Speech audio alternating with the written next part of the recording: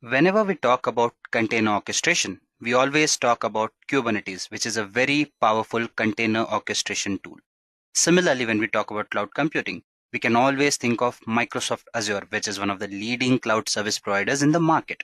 Now, when we combine these two, we get a service called as Azure Kubernetes Service, which is a highly popular cloud container orchestration service. Now, what it is and what all it can do. In this Azure Kubernetes Service tutorial, we'd be discussing this topic to the very core. Talking about the agenda, we'd be talking about following pointers. We'd start by understanding what Azure Kubernetes is, but to understand that, we would need to get into the details of topics like how software development and deployment has evolved. Post that, we'd also understand virtual machines and containers. We'd understand how Kubernetes works to the core. Post that, we'll discuss AKS and understand how it is different from Kubernetes. And then we'd go ahead and take a look at a use case that tells us how Azure Kubernetes Service has helped customers around the globe. And finally, we would finish things off with a demo where we would understand how we can actually go ahead and spawn container images using Azure Kubernetes Service. So let us not waste any time and quickly get started. So first and foremost, let's try and understand what Azure Kubernetes Service is. Now, I'm not going to get into the details of this service right away, but just to give you an introduction, Azure Kubernetes Service is a fully managed container management service. It is provided by Microsoft Azure, obviously, which is a very popular cloud service provider. And recent stats also state that it is one of the leading public cloud service providers in the market. So when you talk about Azure Kubernetes, it is basically managed by Microsoft Azure. What it does is it offers serverless continuous integration and deployment experience. Now, what does that mean? What we can do with it? We'll discuss all those things as we get into the details of Azure Kubernetes Service. For now, we need to understand quite a few other concepts before we get to that point. But to summarize a few of its benefits, what Azure Kubernetes Service does is, what it offers is end-to-end deployment, scalability, and availability. Now, how do these things work? We'll discuss that. But before that, let's try and understand what evolution of software development and deployment is and how it has evolved with time, right?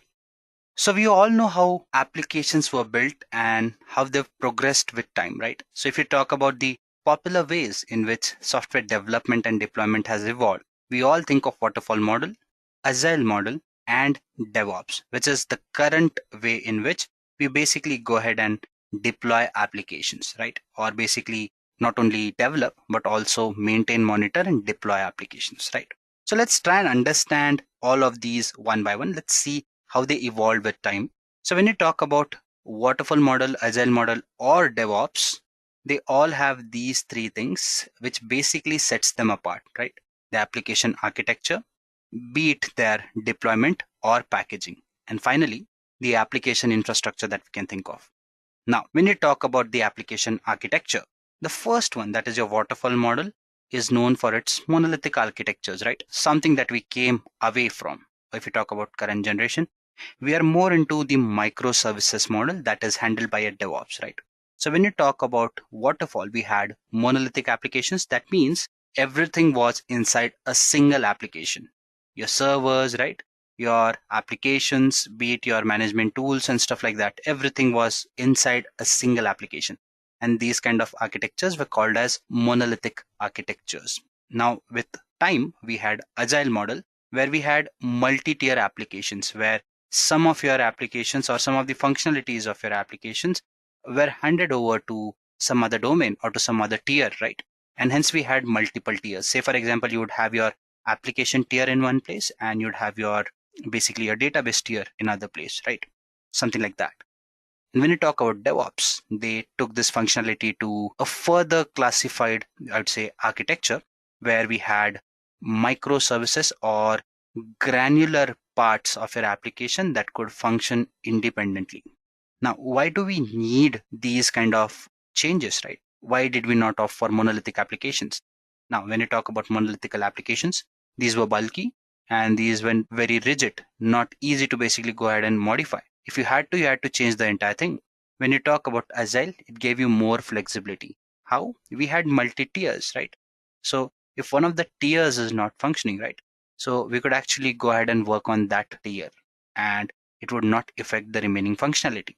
But when you talk about DevOps, or when you talk about microservices in particular, it basically breaks down your application into granular chunks where each of these applications performs as a whole, but you can think of them as an individual part, which you can basically go ahead and function or operate on individually, and also ensure that you can basically make changes to these individual parts individually without affecting the functioning of the entire application. Now, when we talk about deployment and packaging, we have different ways in which these applications are hosted, right? Or in which these different ways of software development and deployment work, right? So when you talk about deployment packaging, your waterfall model supported or supports your physical servers, right? You have a physical server. Similarly, when you talk about your DevOps, or rather we have Agile first. So when you talk about Agile, you had your virtual servers. Now, if you talk about cloud computing, yes, to some extent, it supports virtualization, but back in those days, virtual servers were a little different. So if you talk about Agile model, it basically lies on a deployment model which is based on virtual servers. When you talk about microservices, on the other hand, they are more based on containers kind of an deployment is what I would say. Similarly, if you go ahead and discuss their application infrastructure, now for your waterfall models, we had data centers that basically had all these applications being hosted, right? Your monolithic applications. Similarly, when you talk about Agile, we mostly move to the hosted platforms, right? And when you talk about current microservices or your container infrastructure, we talk about cloud hosting. And that is why we've come up with this session where we'd be understanding how containers work on top of cloud. That is your Kubernetes orchestration tool. In this case, would be working on our Microsoft Azure Cloud Platform. So I believe the evolution of development and deployment is clear to you all. Let us now go ahead and understand or discuss some of the other bits that are there on our plate. Now, before we actually go ahead and understand how Kubernetes works, right? And why are we talking about containers and stuff?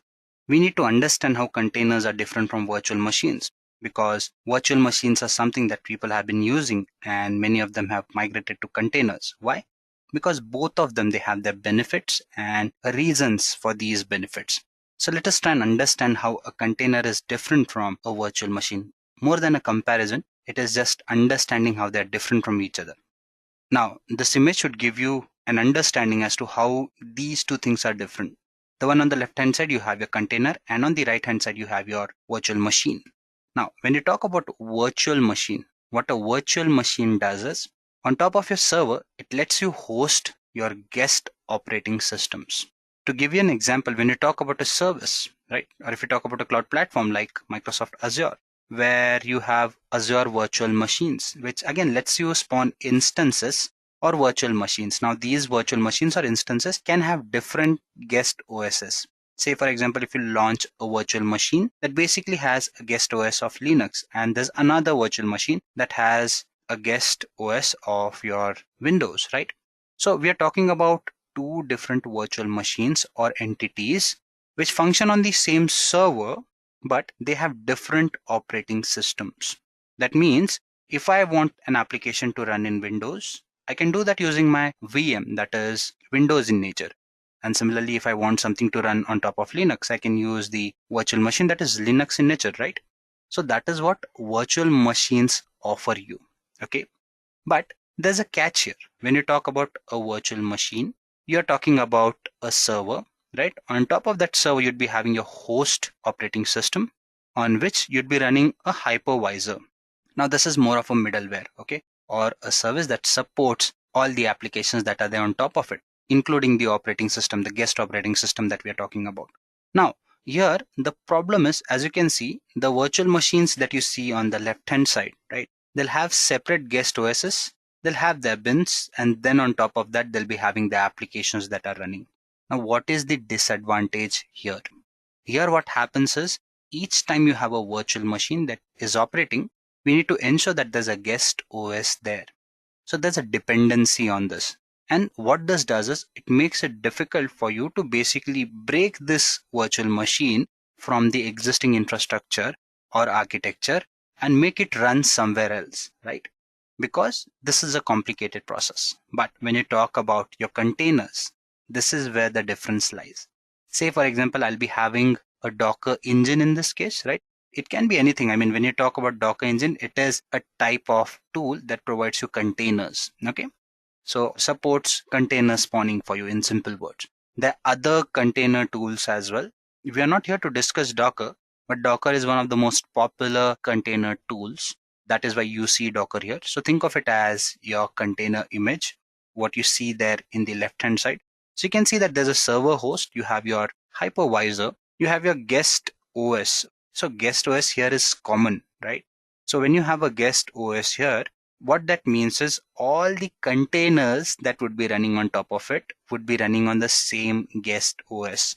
So you do not have a dependency where basically you have to ensure that all the guest OS requirements are also there in your container.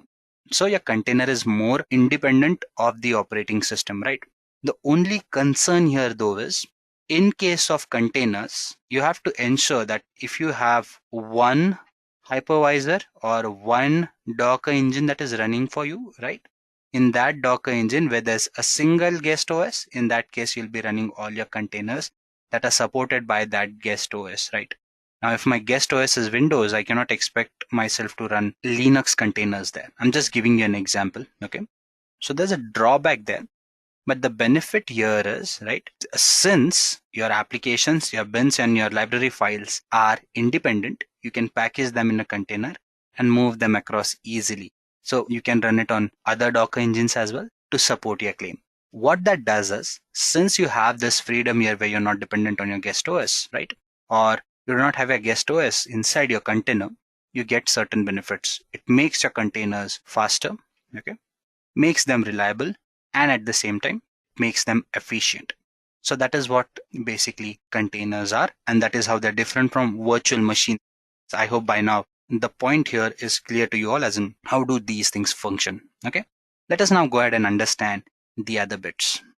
So now let us try and understand what Kubernetes is, right? Because many of us know that it is a container orchestration tool.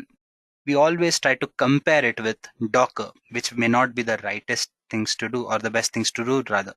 Why is that?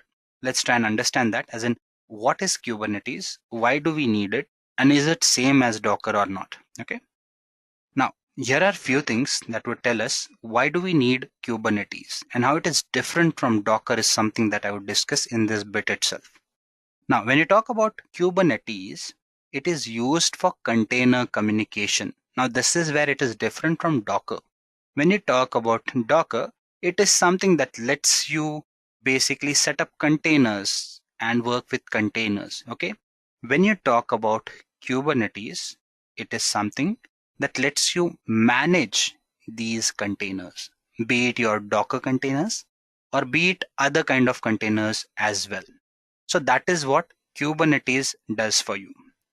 Now, let us try and understand why do we need something like Kubernetes to manage these containers, be it a Docker container or be it any other container. Now, when you talk about containers, they cannot communicate with each other. They need help to do that. This is where a tool like Kubernetes comes into picture. Apart from that, if you go ahead, what containers do is they basically can be deployed as applications, right? As individual applications. But since it is easier to deploy these applications thanks to containers, you cannot just go ahead and deploy applications the way it suits you. You cannot just go ahead and deploy your containers the way it suits you, right? There has to be a process behind it. You need to understand what containers to spawn, what to schedule, what to release, right? I mean, what to deploy rather. So to do that, this is where Kubernetes again comes into picture. Third bit here is careful container management. Now, what do you mean by careful container management? It again is similar to what we discussed, right? As we talked about how deployment works. Similarly, we also need to understand how container management works, right? When you talk about containers, there are quite a few pointers that come into picture. Now, at the start, when I talked about Azure Kubernetes Service, you realize that there were certain pointers that talked about, I mean, there were some highlights or features there on the first slide that showed you it helps you in better deployment, right? And quite a few other things. So when you talk about those pointers, right, what services like Kubernetes do is they ensure that your deployment is happening properly. You are able to deploy multiple applications, right? And you are also able to track whether these applications are up and functioning, whether one of these applications is dead. Do you need to work on it, right? So you get this kind of management when you talk about Kubernetes. Enable auto scaling. To give you an example, let's assume that you have an application that basically deals with 3 servers. Now, let's assume that that application does very well, right? In this case, you might need to scale that application. Is it easier just to go ahead and scale these applications? No, right? Because there could be a possibility that now you have to manage not just 3 servers, but you're required to manage like 100 servers. In that case, using a tool or using an orchestration tool rather like Kubernetes would help you ensure that all your containers running in different 100 servers on top of these different 100 servers are functioning properly. So this is where auto scaling comes into picture. What Kubernetes does is it gives you an ability to auto scale your applications in situations where manual intervention is not needed. And that is what Kubernetes does for you. So these are some of the reasons why Kubernetes came into picture. So yes, we had containers, but these were some of the drawbacks that containers had. And this is what something like Kubernetes lets you do. Okay, let us now go ahead and understand what is Kubernetes, right? So I've already explained what Kubernetes is. There's not a lot of different pointers that have left to be explained. So if you talk about Kubernetes, right, it is an open source container management tool which automates container deployment, container descaling, and container load balancing. So all the activities that we discussed, right, be it managing multiple servers, ensuring that all the containers are working together, right, they're able to communicate with each other. So basically all the container management, it happens, all the orchestration, it happens using your Kubernetes, and that is what it does. Okay. What is one of the benefits it offers? It works brilliantly with all cloud vendors, be it your public, hybrid, or on-premise. Okay. And one of those popular cloud platforms, as I've mentioned, is Microsoft Azure, which we'll be discussing as we move further.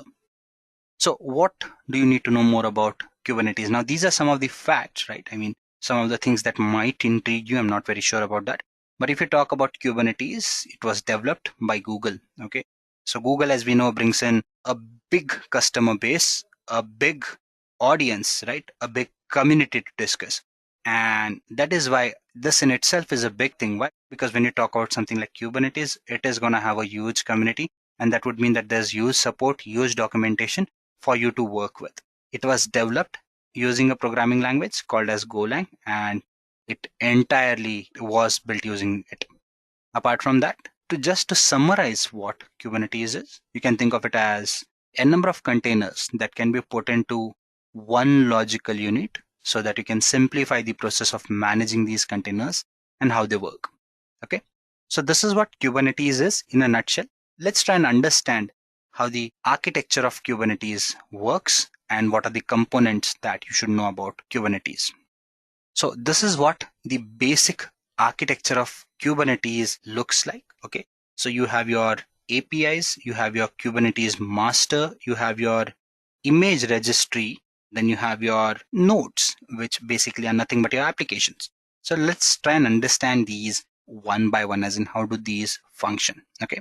So when you talk about the APIs, the CLI, and the UI, right? The first thing that you need to do is you need to set up a Kubernetes cluster, right? So when you talk about a Kubernetes cluster, a cluster would be nothing but your central management point using which you'll be managing all your applications or your different containers that host your applications, right? So first what you do is you create this cluster, something that you can do by using your CLI, right? And then you can interact, or others can also interact with your cluster by using an API server. Okay. So your API server is nothing but that basically ensures the authentication and the identification of the people or the resources interacting with your Kubernetes master or with your Kubernetes cluster. Okay. Now, if you talk about Kubernetes cluster to start with, your Kubernetes cluster, here what you can see is you have your Kubernetes master, right? Kubernetes master is something that basically manages your containers. And what you see on the left hand side, the nodes and stuff, right? This is nothing but your worker nodes. Now this is where you'll be having your applications that are actually running. So your worker nodes would be implementing or running your applications. Your Kubernetes master, on the other hand, would basically be managing these applications and telling you how to basically run these applications on top of it. To understand this better, let's go ahead and take a look at this diagram that you have. Okay, so what you see here is you see a Kubernetes master, right? And inside this Kubernetes master, there are quite a few other things as well. We'll discuss those. But what you see on the screen are some key components that you need to know. Okay, so inside your Kubernetes master, you'd be having two important pointers, that is your replication controller and your service. Okay, so when you talk about a replication controller, it is nothing but a resource that is owned by your master, that is your Kubernetes master, right? What it does is it ensures that the requested number of pods are running on nodes always. Okay, so your replication controller is something that controls the functioning, not controls, it basically tells your worker nodes that keep the nodes or the pods running. Now, what are the pods and what do they do? We'll discuss that. Do not worry about that. It's not very complicated, but that is what your replication controller does. Apart from that, you have your service, which is nothing but, again, an object on your master node, right? Or your Kubernetes master rather, that provides load balancing across replicated groups of pods. Now, let me try and make sense for these two terms by first explaining what are your nodes, what are your pods, right? So when you talk about your nodes, these are nothing but your worker nodes, which would be holding your application. Now, in this case, your node can hold more than one application. What we do is we basically classify our worker nodes into pods. Now, pods are sub-entities, right? These are logical collections of the containers which need to interact with each other for the applications to keep running, okay? And inside these pods, you basically have your containers. So that is what the infrastructure looks like. You'll be having pods and which would be holding a logical set of containers that probably result in a particular kind of application, right? And you can have multiple such pods. What you see here is you see Docker. So what it tells you is the worker node is nothing but a container, right? So it can be other container tool as well, need not be Docker. But again, as I mentioned, Docker is a popular tool, so you see it here. So what you see here is basically a Docker container, right? Which has multiple pods, and these multiple pods are basically responsible for running your application. And who controls all these applications? Your Kubernetes master. So assume a situation where you need to scale up a particular virtual machine, not a virtual machine, in this case, a particular node. So how do you do that? To do that, you basically have something like a load balancer, which helps you balance your load, right? Either distributed, or in case if you need scaling, it helps you scale your applications as well, right? And then you have your replication controller that basically ensures, right, your application is running. So what your replication controller does is it tells your node that this application has to run, okay? And who makes it run? There's something called as kubelet. Now, inside every node, there would be another entity called as kubelet. That kubelet is responsible for running your application. So this is how your Kubernetes architecture looks like, and this is how it functions. Now, we've understood what Kubernetes is, how it works, right? Let us now go ahead and understand Azure Kubernetes Service.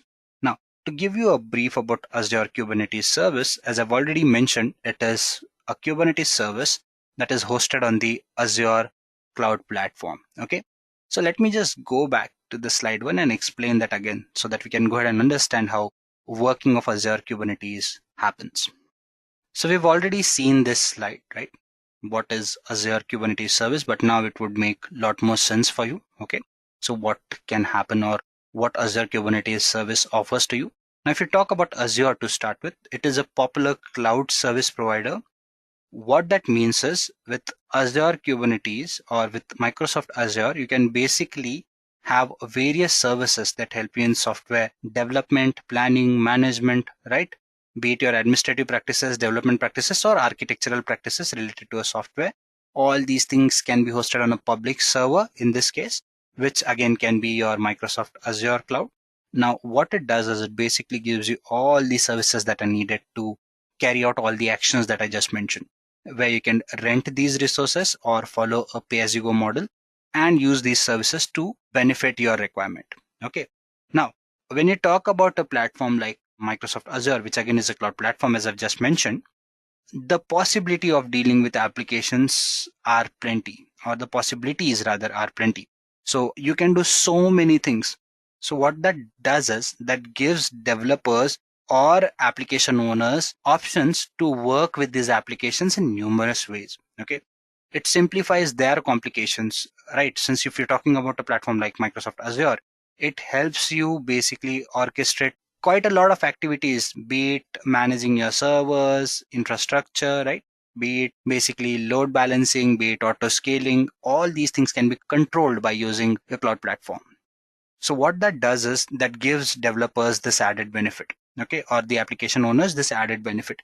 And that is why what these cloud platforms are doing these days is they are encroaching or basically covering different domains, be it your big data, DevOps, analytics, right? All these things are or can be implemented using these cloud platforms, because when you talk about these cloud platforms, they're already owning various markets of software development and application hosting. Okay.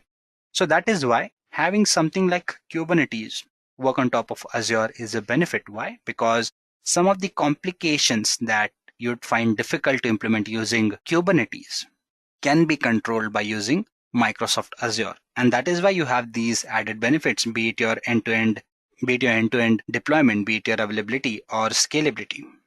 If you talk about some of the benefits that it actually offers, what it does is you pay only for the nodes that you use. That means last time I checked, Microsoft Azure did not charge you for your master node. You only get charged for your worker nodes that you use. Okay. Your cluster upgrades are easier, so you do not have to worry about the patching part and stuff like that. Integration with various Azure and other tools and services becomes easier.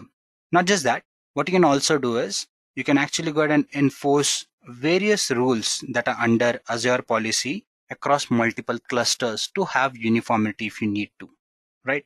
What you can also do is you can scale Kubernetes and other nodes using autoscaler that Microsoft Azure supports.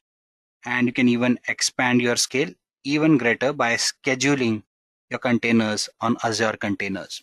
So that is what Microsoft Azure Kubernetes Service provides you with. Okay.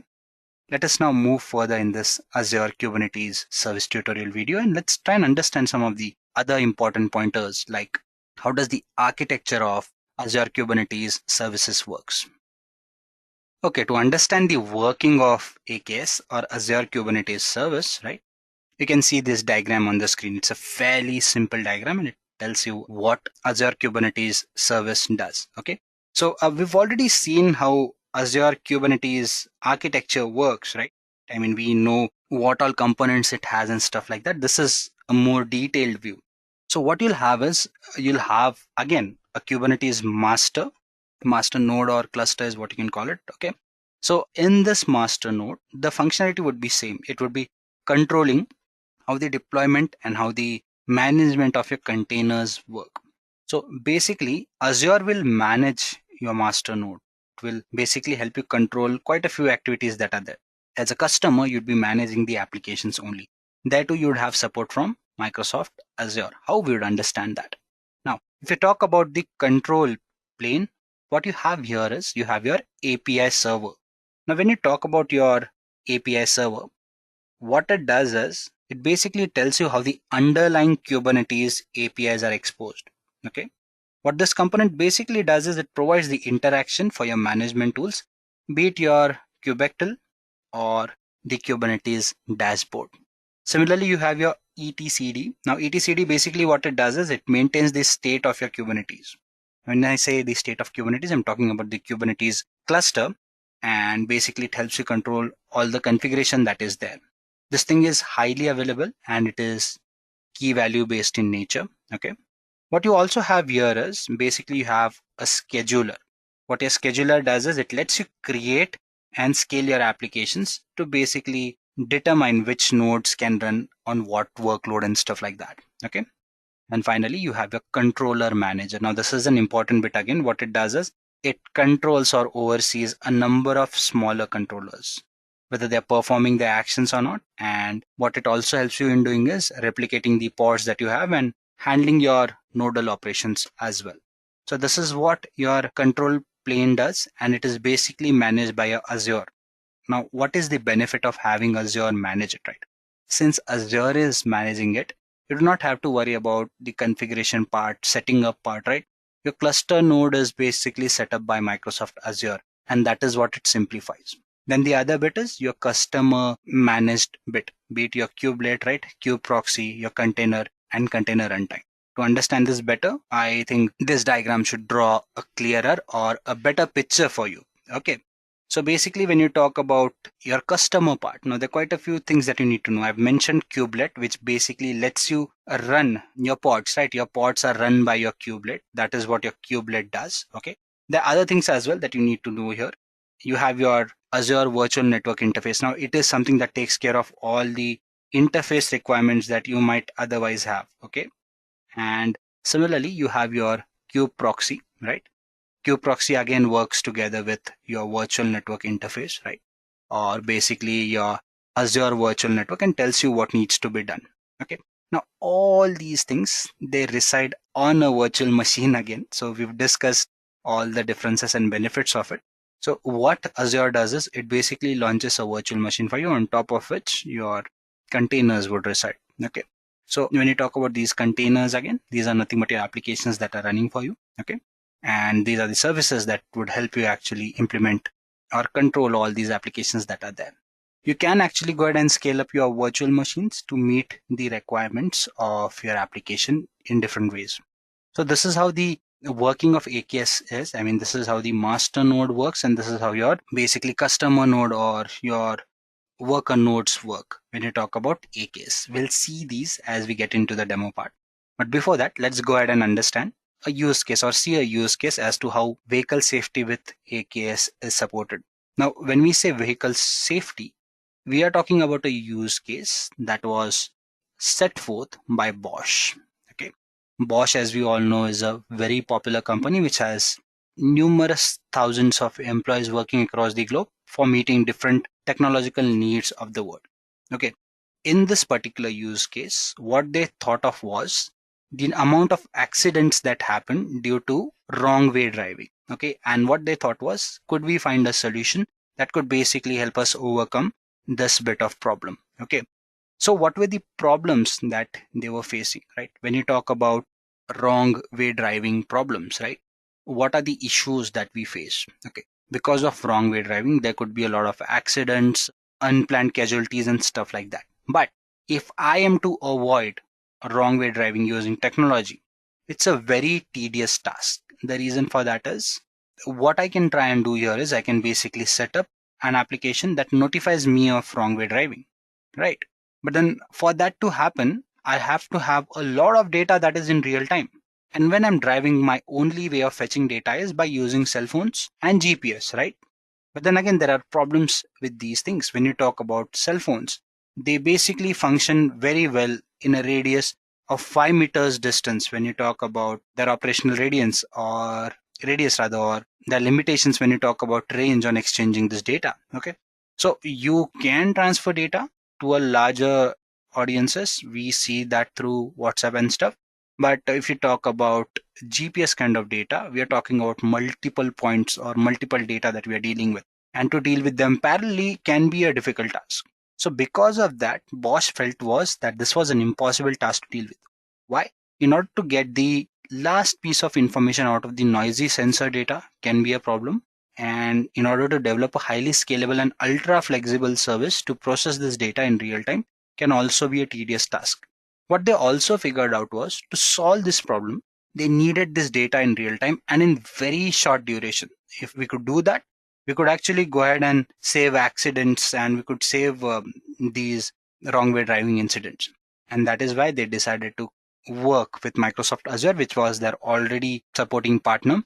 What they also did was they ensured that they did go ahead and accommodate Azure Kubernetes service in their infrastructure. What this did was it ensured that Bosch would get repeatable, manageable clusters of containers. And since they work in such shorter durations, do not have latencies in minutes, but rather in seconds, they offered a simple form of services for them to work with. And what that ensured was they had the average time to calculate whether a driver is going the wrong way or not in milliseconds. So around 60 milliseconds they could figure out. That is around a second where they could figure out whether a driver was in the wrong way or not. And that is what basically your Azure Kubernetes service enabled them to do. Their major problem, that is they had the time constraint, that is something it helped them solve. And because of that, they could come up with this wrong way driving problem solution where they basically use Microsoft Azure to host their data and basically Azure Kubernetes service to basically help them in simple provisioning, scaling of applications, and ensuring that the real-time data is made available to the drivers within a span of 60 milliseconds, which again is a big achievement. So that is what AKS or Azure Kubernetes Service had to offer. If you go to Microsoft Azure's website, there's so many good use cases that talk about AKS. So you might want to go ahead and take a look at that as well. As far as the session goes, we'd go ahead and take a look at the demo and understand how we can actually go ahead and set up an Azure Kubernetes cluster and a lot more. Okay, so guys, let's go ahead and get into the demo part now. This is how the Azure portal looks like. Okay, I've signed into the Azure portal. Now for people who are new to Microsoft Azure, what Microsoft Azure does is it gives you an Azure portal where you can implement all the cloud related activities that concern Microsoft Azure. Okay, so if you want to practice from scratch, it also offers a free tier account where you have a number of services available free of cost. Okay, or rather in case of Azure it works differently. For AWS you have those free services. With Azure you have this $200 of credit that it gives you, so you can spend those $200 on creating resources for 11 months duration. Post that, those will expire. So if you do not have an account, you can just go ahead and create a free tier account, fill in the details, right, and you should have this free Azure portal for your usage. Okay, in my case, this is a paid account. This is the company's account. So it's called as pay as you go in my case. In your case, it would be a free tier account. But the functionality would be similar for you as well. The only thing is with the paid account, you have more services available to you. And even the larger instances is something that you can actually go ahead and spawn and use because you're paying for those, right? Under free tier, you don't have to worry about paying for them, right? So there are certain restrictions and limits there. So do go ahead and register to Microsoft Azure's portal. Okay. Now coming back to the demo part, what we are going to do now is we are going to create a Kubernetes cluster. And on top of that, we are going to deploy an application. And the application would be a basic pre-built app by Microsoft Azure. We are not going to create a new app. I'll be sharing the code for the application, so do not worry about that. So we are just going to go ahead and use that pre-built code, and we are going to deploy that code on top of Kubernetes cluster that we have. Okay. So the main thing to note here is we have to see how easily the cluster is created. We are not concerned about the orchestration process at all here. Everything is taken care by your Microsoft Azure, and that is what we are going to look into. So let's not waste any time. Just quickly go ahead and get an instance in place, rather a cluster in place. Okay. So to do that, we are going to click on this icon and say create a resource. Okay. Here you can see all the service domains that are there for offering. So I'm going to click on the containers one and click on Kubernetes service. Once you do that, you see you'll be brought to this page and you'll get all the details, right? AKS manages your hosted Kubernetes environment, making it quick and easy for you to manage containerized applications. The main point is without having to container orchestrate or have any expertise in that. Okay. It eliminates the burden of ongoing operations and maintaining, provisioning, upgrading, scaling your resources rather, which happens on demand here. So you don't have to worry about those things. So let's just go ahead and create a resource group. So for people who do not know what resource groups are, resource group is nothing but you can think of it as a small container or a folder where you put forth all the necessary things that are important for your resource to work. Now, in this case, our resource is Kubernetes. So quite a few other nitty-gritties related to it would be in the resource group. Okay. So let's just go ahead and create one. So I'm going to click on create new. Let's just say we have RG for demo. I'm going to give a simple name so that I can remember that. Okay, so I'm gonna say okay. I'm gonna create a cluster. I'm gonna call it cube cluster. Okay, this is enough. So cube, let's call it cube cluster. Okay, and this is in place. Where do I want it? If you're using a pay-as-you-go model, there won't be any restrictions here. If you're using free tier, there might be some. Okay, so just select any region that you want to do. I'm gonna randomly select a region now. What region it should be? My region would be, okay, let's pick this one. And it would ask me how many nodes do you want to create.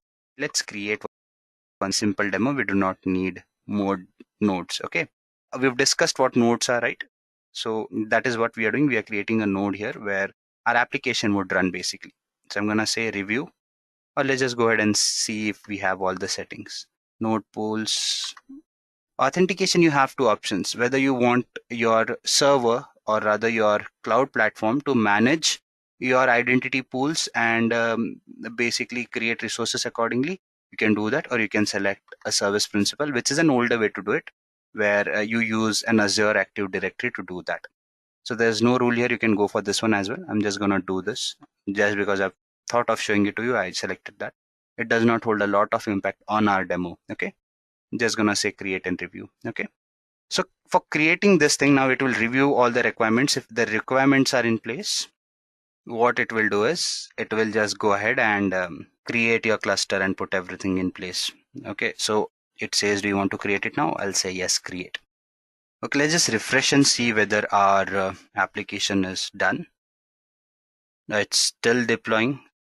Let's wait for this deployment to get in place, and once it's done, we'll just go ahead and get these things in place. After this, the process is very simple. Okay, we are gonna just go ahead and put in certain set of commands and our job would be done. So you don't have to wait for too long post that.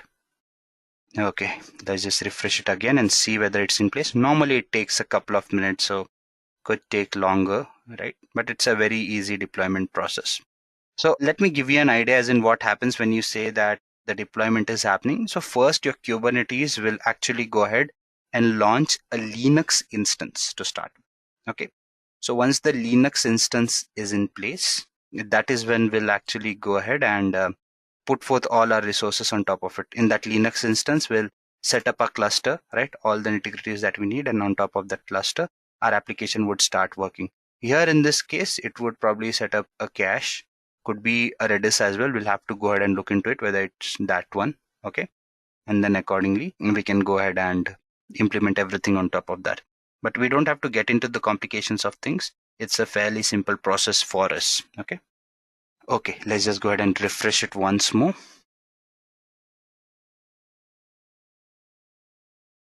Okay, it's done. Your deployment has been complete is what it says. That means we are good to go ahead and use our resource. You can do other things as well on top of it. It is suggesting what all you can do. Okay, so we are going to do one of these things. Do not worry. So just go to the resource in our case. Okay, and in this resource you can see there's all the information that you need. Okay, you'll get to know where it is hosted and stuff like that, what kind of instance it is, where it is located, everything. One node pool is what you have, right? So you have all the information to actually go ahead and connect to it. So in your case, I'm hopeful that it would happen faster than what you see in my case, or on my screen rather. You see Cloud Shell is up and running. So let's just go ahead now and basically get credentials. Right here, let's get the credentials or merge our cluster. Okay, so that we can start using it. So how do we do that? We use this command. We say AKS. Okay, and in this case, what we are going to do is we are going to say get credentials. Okay, now the next thing is, what do we need? Resource group details. So I'm going to say resource dash group, and I'm going to give the resource group name, which I am certain that we should see if we just scroll up. Okay, so the resource name is RG for demo that we used. Okay, RG for demo. And what we also need is we need the name of the cluster, and in that case it is cube cluster. So you can do it vice versa as well. You don't have to go this order. You can start by giving in the details for your cluster and then the detail for your resource group. I'm just going to hit the enter button now. Merged kube cluster as a current context in this path is what it says. Okay. Now let's just go ahead and get the details for the node. In this case, we know there's only one node, but you could be working on multiple nodes, right? So in that case, you have to use this command. You say kubectl. Now it is basically a client-side interactive tool for interacting with your Kubernetes. Okay, so that is what kubectl is all about. Okay, and you say get nodes. If there are multiple nodes, it will give you multiple nodes. If there's only one node, it will give you only one node. So there you go. You can see that there's one node that we have with us. Okay. We have all the details. It's been running for 5 minutes, it says, right? Because that is when we started the node. Okay. Now the next thing is we are going to go ahead and select the YAML file where we've actually put forth the details for our application, right? So how do we do that? For that, we are going to go ahead and use this command. Okay. Nano. Okay. Space Azure. The name of the application is, or the application rather, is related to voting. So that is why I'm going to use this name, and I'm going to say .yaml. Okay. Okay. So guys, I've already pasted a piece of code here because I tried implementing this demo before. So you'll see that there's code here. Okay. So in this case, what we are going to do is we are going to remove this code just to be safe. I'm going to just paste the code again. So basically, this is where you'll have all the details. What is the API that is being used? What is the container port, right? What is the memory that you are using? What call are you making, right? All those details are here. Do not worry, I'll share the link to this piece of code in the description.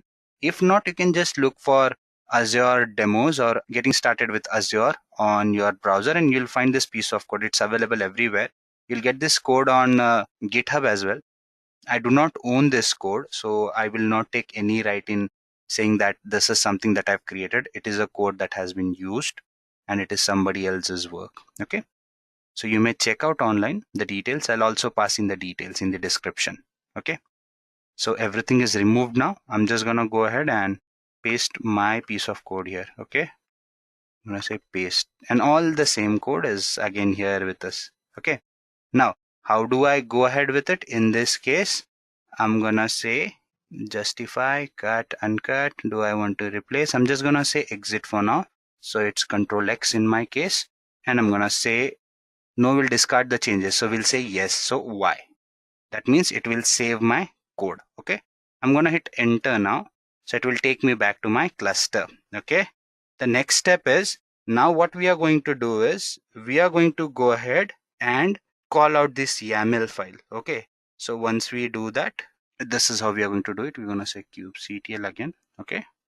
And apply /f Azure. What was the name again? /vote dot YAML. I'm going to hit the enter button. And there you go. What it has done is it has created a vote back application. Its front is created, its back is created, right? So we need to see how it looks like, right? So we are going to find out all the details, as in if we want to watch this app working, we need the details for it. So we are just going to go ahead and use a command called as get service. Okay, so get service is in place. And in this case, again, my app name, Azure vote, but this time I want the front. Okay, so I'm going to say front and I'm going to say watch and hit the enter button. I basically made a blunder here, and that blunder is we have to call this command through kubectl, right? So in this case, again, we'll have to type the remaining command again. So I'm just going to do it quickly. Okay, get service Azure vote dash front watch. And there you go. You have your external IP here. So guys, at times what you see here, your external IP, if your system is very slow, which is in my case, but I don't know how it happened. Its age is only 85 seconds is what it says. So normally it takes time for you to see this external IP. Okay. But luckily we can see it. So I'm going to just copy it here. Okay. And I'm going to paste it here. And this way we should be able to see the application that we've created. Okay. So you can see you can vote here. One, let me vote for dogs, twice, thrice, and I can just go ahead and reset it as well. Okay. So guys, this is how you actually go ahead and create a cluster. Okay. A suggestion here would be you delete all the resources that is there. Delete this one, delete the resource group, and also the Azure Active Directory so that you do not get charged. If you want to see what all we did here, right, and how the performance went on, Azure lets you track all the working as well, right? If you want to take a look at the insights and stuff, if you click here, you'll have all those details as well. So there you go. If I just refresh it, you should have all the details, right? How long did we use the cluster? This is where the usage started. Okay, so you'll get all these details that you want. So you can do that. So that's it. I believe this demo was clear to you people, and you got to know what things we've worked on, how we've used these things, and how basically your Kubernetes cluster works. Okay, so we've created a simple Kubernetes cluster and explored it. Ensure when you go back, you just delete. Just go to the resources and delete the resource group, the cluster, and the Active Directory, if any. Okay, so that's it from my end. I hope you all enjoyed this session. Thank you. Bye-bye.